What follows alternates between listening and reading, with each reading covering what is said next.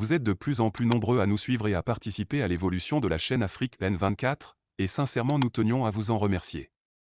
Nous lisons tous vos commentaires qui enrichissent le débat et vraiment nous vous demandons de nous soutenir, en aimant les vidéos pour une large diffusion, et pour continuer à avoir une ligne éditoriale indépendante, et vous proposer de nouvelles émissions toujours de plus en plus enrichissantes. Ne restons pas passifs, soyons actifs. Merci et à bientôt. Déjà bonjour, je suis de retour et je me lance directement dans l'actualité, comme toujours. Je pensais que ces 3, 4, 5 jours où j'étais parti pouvaient être remplacés par d'autres Togolais, ne serait-ce que faire ce travail citoyen que nenni. Ils attendent que je vienne dire quelque chose pour qu'eux ils sortent maintenant insultés. Tu vois bien que les gens qui ne savent pas produire une analyse, produire un article de presse, c'est bien des gens qui savent dire des conneries sur les autres. C'était pour dégraisser. Ticha, hier j'étais dans une station d'essence quand j'ai vu Jeune Afrique paraître. Et avec le titre Au Togo, l'omerta de Lomé face aux djihadistes, aux attaques djihadistes. Bien sûr, je n'ai pas acheté l'article. Je suis venu sur leur page online pour savoir de quoi il s'agissait. Et j'ai été très triste de savoir que du côté du pouvoir de Lomé, on a de nouveau pris soin de garder le silence là où il faut absolument communiquer. Ne serait-ce que dire à la population qu'on dirige, voilà dans quoi le pays se trouve. Je profite pour dédier cette sortie aux forces armées togolaises, aux militaires qui sont au front et surtout à leurs familles. Parce que ce sont des moments où l'incertain, le doute gagne d'habitude les parents et surtout la femme et les enfants. À tous ceux-ci, j'ai voulu leur dire d'y croire. C'est un moment, ça passera. Et à toute l'armée togolaise, aux officiers, aux hommes de troupes, j'ai voulu dire de tenir bon. Ceux qui sont morts seront un jour reconnus comme des patriotes du Togo qui naîtra. Somme toute, j'ai voulu rappeler aux uns et aux autres que quand le sergent-chef Blasco a été tué ou avait été tué du côté de Bamako par les djihadistes, toute l'élite française, toute la classe politique française était du côté des invalides pour l'honorer. Et si ce n'est pas un seul qui est tombé, Jeune Afrique nous apprend que c'est au moins 12 qui sont tombés. Et pourtant, on n'a pas entendu, ne serait-ce qu'un petit communiqué des forces armées pour dire au peuple togolais que dans le Grand Nord, ça ne va pas. Ticha, je commence par me poser cette question. Il y a ce qu'on appelle dans tous les pays du monde la mobilisation nationale. Quand il y a des moments d'incertitude dans le pays, il peut s'agir des catastrophes naturelles, des guerres ou des maladies.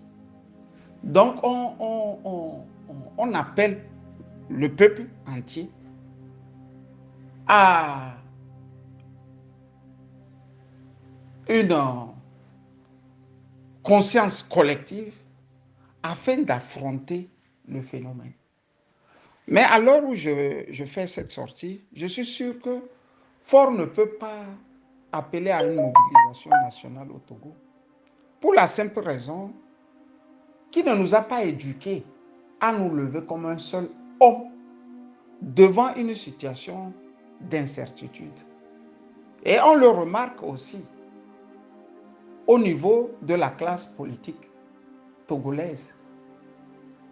J'ai parlé dans une de mes sorties de l'insignifiant qui bouscule au Togo le nécessaire, qui bouscule l'important. L'insignifiant au Togo a toujours bousculé l'important et le malmène. Sinon, on ne peut pas comprendre qu'on est en train de tuer des Togolais en masse. Et certains Togolais se sentent à l'aise de parler de politique. Ils sont si à l'aise qu'il n'y a plus rien à offrir aux Togolais à part des élections.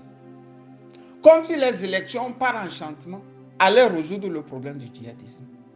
Donc le pouvoir profite au maximum.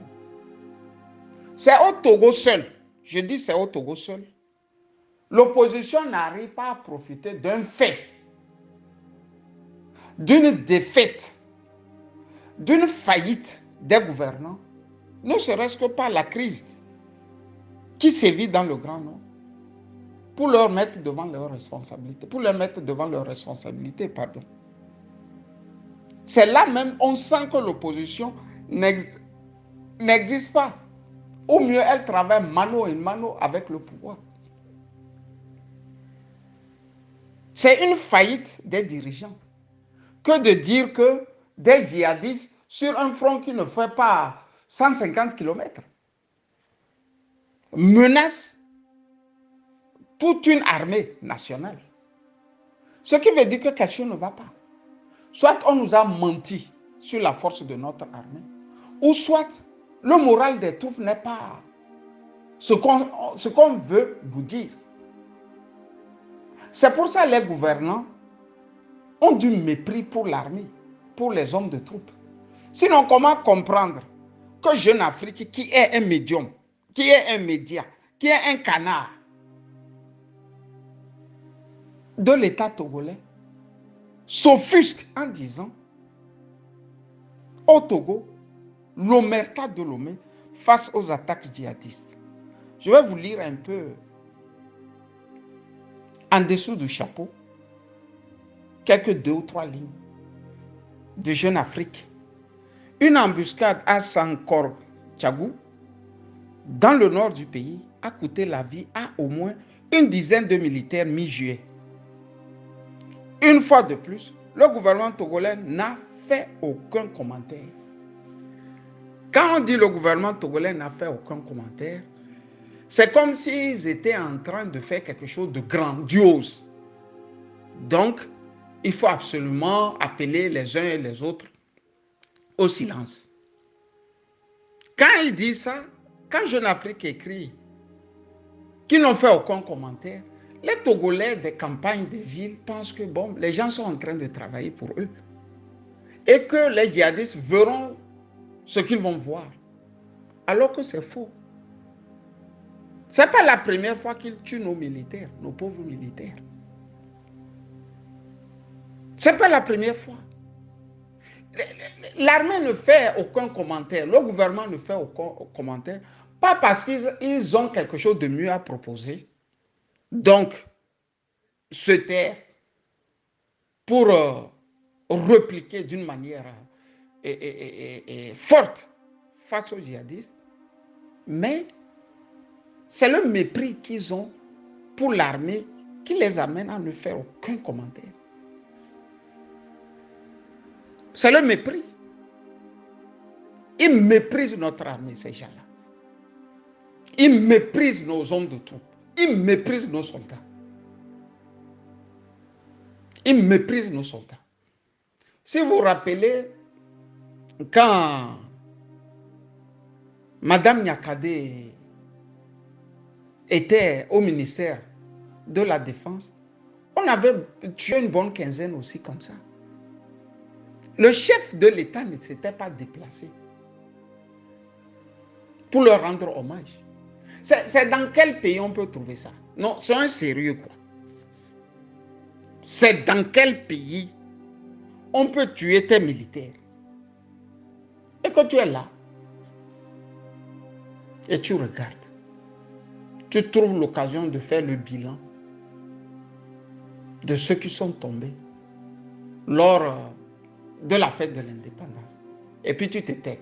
C'est reparti pour la prochaine fête de l'indépendance. Et ça ne choque personne.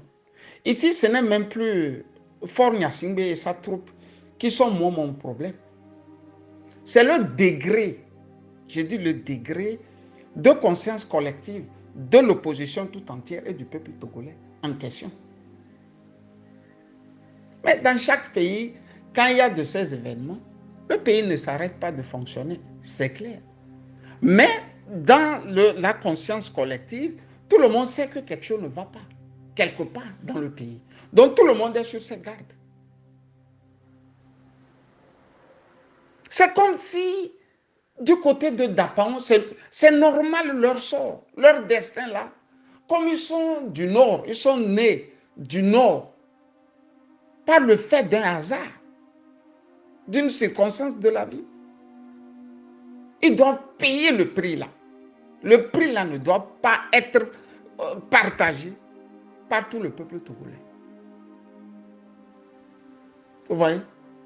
Ce destin tragique là ne doit pas être partagé. Ils doivent le porter tout seuls. Les Mouba doivent le porter tout seuls. Ça ne choque personne. Les opposants vont là-bas. Ils montent, ils descendent. On ne parle pas de ce qui se passe en termes de djihadisme au Togo. C'est interdit au sein de l'opposition. Ils sortent, ils font un communiqué de 2, 3 fois, ils disparaissent. Tu sens même une hypocrisie dans cette affaire. Tout ce qui les intéresse, c'est les élections à venir. Et tous savent que c'est le pouvoir qui va encore prendre tout. Mais on gonfle les muscles. On monte les pectoraux. On vous dit que les gens vont voir ce qu'ils vont voir. Nous allons, tout du moins, avoir une minorité, quoi, de blocage. Si ce n'est pas au Togo, vous entendez des phrases comme ça. Une opposition qui dit que je vais aux élections pour avoir une minorité de blocage. C'est dans quel pays vous avez des gens comme ça? C'est quelle race d'hommes, Ticha, on a au Togo? C'est quelle race d'hommes? Mais comme l'opposition n'est plus existante, le pouvoir ne se voit pas menacé pour communiquer sur la mort de 12 militaires. Ce n'est pas leur problème, ça. C'est le parti unique qui ne dit pas son nom. Il y a le chef là-bas, tout en haut, qui a un parti, et les autres partis, que vous appelez partis de l'opposition, ce sont des gens qui vivent sous le prince assis en haut. C'est pour ça qu'il y a des thèmes sur lesquels tu ne peux pas entendre l'opposition parler de ces thèmes. Vous n'avez jamais vu l'ANC parler de djihadisme ou non? Ils vont faire un petit communiqué en passant. Mais on peut faire des meetings politiques rien que pour sensibiliser les Togolais sur ce qui se passe dans le Grand Nord. Vous n'avez jamais vu un parti politique au Togo faire? Vous n'avez jamais vu un homme politique au Togo prendre les devants? Quand il se lève, c'est la CENI. Quand il se lève, c'est l'opposition extra-parlementaire. Quand ils se lèvent, ils ont de ces trucs-là. Après, ils vous enchaînent de ces sigles-là à ne point finir. CPC, comment dirais-je, CNAP. C'est-à-dire, c'est un fourre-tout, au fait. Le Togo. Ticha. Du coup, l'élite qui devrait penser est devenue aphone. L'élite est devenue aphone. Et la première vague de cette élite que nous avons tous connue avec les années démocratiques de 1990, est en train de vieillir. La plupart se font soigner par le pouvoir, les avocats, les politiques. C'est le pouvoir qui doit débourser pour qu'ils soient soignés. Donc l'élite là non plus n'a pas formé des lieutenants sérieux. À la fin, c'est ce que nous voyons. Des jeunes gens veulent rentrer en politique, veulent rouler en voiture, sans, pas parce qu'ils ont mérité, mais parce qu'eux doivent faire politique. Donc un homme politique doit rouler en voiture. Fin de course, on les achète comme des petits pains. Tu mets l'argent et tombe dedans. C'est comme le miel et les mouches.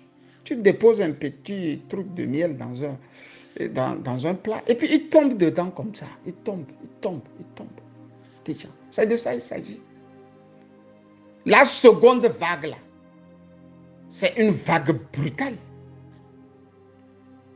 Les Dodiapé vont, les Jean-Pierre Fabre, les Aimé Goguet, que nous décrions actuellement, ils sont encore mieux. Leurs sous-lieutenants là, qui vont venir après eux là, vous allez voir comment eux sont cupides, comment ils sont des voraces. Teacher, j'ai voulu en une lancée faire 2 coups. Parler du gouvernement qui a laissé nos forces armées, laissé nos militaires, comme si eux avaient droit de mourir et certains avaient droit de vivre dans l'Omé et cela coulait douce. Et de l'opposition qui trompe le peuple togolais, qu'elle sera en train de faire quelque chose de grand. Il ne faut rien de grand là-bas. Bonne journée, teacher. Bye bye. Vous êtes de plus en plus nombreux à nous suivre sur Afrique N24, et vraiment nous tenions à vous en remercier. Nous lisons tous vos commentaires qui enrichissent le débat et vraiment nous vous demandons de nous soutenir pour continuer à avoir cette ligne éditoriale indépendante, et vous proposer des émissions toujours de plus en plus enrichissantes. Merci et à bientôt. Likez la vidéo si ce n'est pas déjà fait. Laissez aussi votre point de vue en commentaire. Abonnez-vous et cliquez aussi sur la petite cloche de notification pour ne rien rater de nos prochaines vidéos. N'oubliez pas de partager aussi la vidéo et de la liker.